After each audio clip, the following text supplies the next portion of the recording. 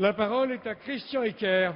Merci, Monsieur le Président. Ma question s'adresse à Xavier Bertrand, ministre du Travail, de l'Emploi et de la Santé. Je souhaite y associer l'ensemble de mes collègues du groupe SRC issus des régions minières, avec une pensée forte pour notre ami et collègue Patrick Roy. Monsieur le ministre, les mineurs ont exercé une activité professionnelle dont personne ne nie l'exposition au risque sur leur santé, sur leur vie. En contrepartie, la gratuité des soins leur avait été accordée, ce que nul ne peut qualifier de privilège. La réponse que vous venez de faire à notre collègue Anne Gromersch est indécente. Vous dites vouloir donner du temps, mais depuis le 1er janvier 2010, votre gouvernement remet en cause ce droit plus que mérité en appliquant des restrictions de remboursement, notamment sur les transports sanitaires. Pour les affiliés restants d'anciens mineurs atteints dans leur chair ou malheureusement leurs veuves ayant perdu prématurément leur mari, c'est indécent et écœurant. Cela conduit les plus fragiles à renoncer aux soins eu égard à leur maigre pension. Le rapport Bure, remis en catimini la veille de Noël, confirme la gratuité des soins, avec une dialectique frisant le mépris, je cite, « continuer à rembourser à 100% en appliquant les restrictions prévues à l'alinéa 2.2b, ce qui revient à leur ponctionner 9 millions d'euros. 9 millions d'euros non remboursés à 200 000 affiliés. Comparez-les aux 30 millions d'euros de bouclier fiscal à la seule Madame Bettencourt, qui ne connaît des mines que leurs dividendes. Monsieur le ministre, nous vous demandons depuis un an de tenir les engagements pris envers une profession qui a donné, au prix de sa santé à la France, une grande partie de sa force industrielle.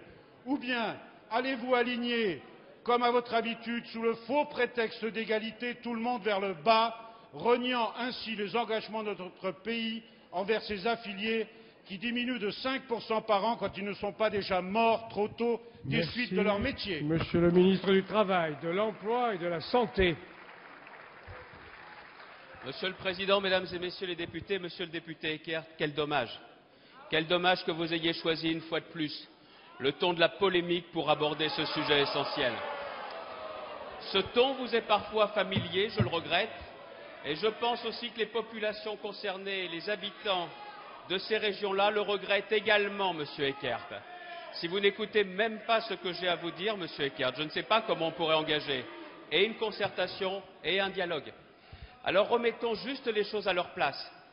Ce 2.2b, il a été supprimé début 2010. Et pourquoi? Parce que c'était aussi une alternative à la mise en place des franchises médicales de façon à maintenir le principe de gratuité auquel les populations concernées étaient habituées. Dommage que vous ne l'ayez pas dit, Monsieur Eckert, cela aurait permis d'être totalement complet.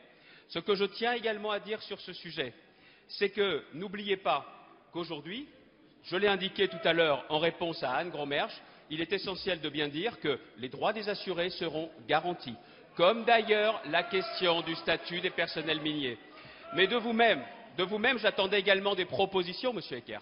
Parce que Yves Bure le dit, dans son rapport remis comment, vous avez dit, en catimini, avec un communiqué officiel qui a été rédigé aussitôt, et avec d'ailleurs l'ensemble des élus qui n'a pas manqué de nous solliciter pour engager la concertation. Si cela a été discret, ça a été discret juste pour vous, pour essayer de faire un effet de manche aujourd'hui dans cet hémicycle. Vous avez choisi de faire du spectacle, nous préférons l'efficacité.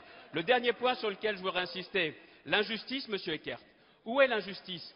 Est-ce qu'elle n'est pas de votre côté quand en 2001, Madame Guigou a décidé de geler des pensions de mineurs au profit d'autres? Et c'est nous aujourd'hui qui nous devons réparer cette injustice.